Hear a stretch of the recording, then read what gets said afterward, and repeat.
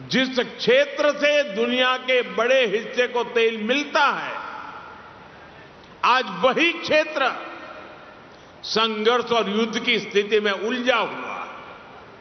और इसलिए जब तक हालात सामान्य नहीं होते,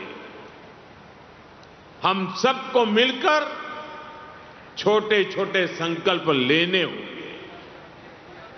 मैंने कल कर्नाटका और तेलंगाना में भी इस बारे में चर्चा की है। मैं आज गुजरात में भी अपने आग्रहों पर फिर से जोर दे रहा हूं, और आप पर तो मेरा ज्यादा हक है, इसलिए जरा हक से कहने वाला।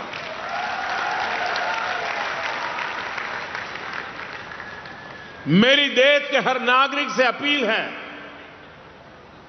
जहां संभव हो पेट्रोल डीजल का उपयोग कम करें। मेट्रो का उपयोग करें, इलेक्ट्रिक बस और पब्लिक ट्रांसपोर्ट का अधिक इस्तेमाल करें, कार पुलिंग को बढ़ावा दें। जिनके पास कार है वे एक गाड़ी में ज्यादा लोगों को साथ लेकर चलें। जिनके पास ईवी है वे भी दूसरों की मदद के लिए आगे आए। साथियों, डिजिटल टेक्नोलॉजी ने अब इतना कुछ आसान बना दिया है, टेक्नोलॉजी की मदद भी हमारे लिए बहुत फायदेमंद होगी। ये जरूरी है कि सरकारी और प्राइवेट दोनों ही दफ्तरों में वर्चुअल मीटिंग्स और वर्क फ्रॉम होम को प्राथमिकता दी जाए। मैं कुछ स्कूलों से भी आग्रह करूंगा कि कुछ समय के लिए ऑनलाइन क्लासेज की व्यवस्था पर काम करें।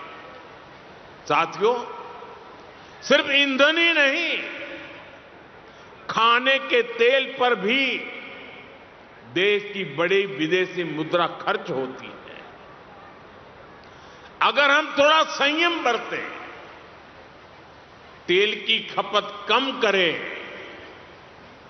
खाने के तेल की, तो इससे देश और हमारी सेहत दोनों को लाभ होगा। और सूरत वालों को मैं खास कहता हूं,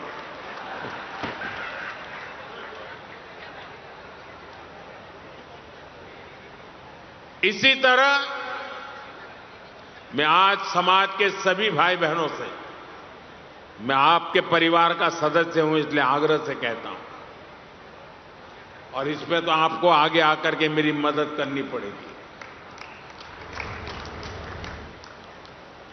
सोने की आयात पर भी देश का बहुत बड़ा पैसा विदेश जाता है।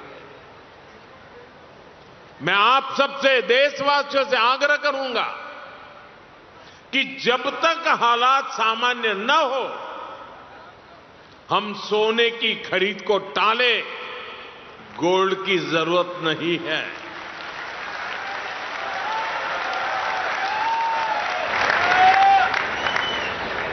साथियों, आज समय की मांग है कि हम वोकल फॉर लोकल को एक जन आंदोलन बनाएं। विदेशी सामान की जगह लोकल उत्पादों को अपनाएं। अपने गांव, अपने शहर, अपने देश के उद्यमियों को हम ताकत दें।